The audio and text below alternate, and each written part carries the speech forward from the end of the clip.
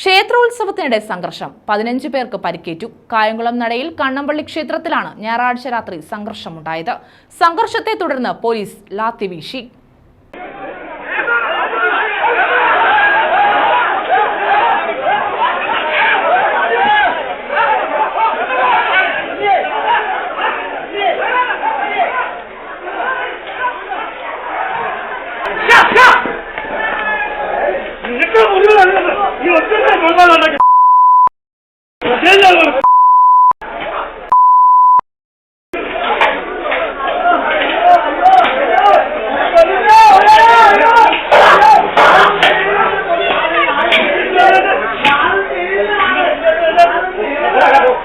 ക്ഷേത്രത്തിലെ ഉത്സവത്തിന്റെ ഭാഗമായി നടന്ന നാടൻ പാട്ടിനിടെ വാക്കുതർക്കവും ലാത്തിചാർജും നടന്നു. സംഭവത്തിൽ 15ഓളം പേർക്ക് പരിക്കേറ്റു.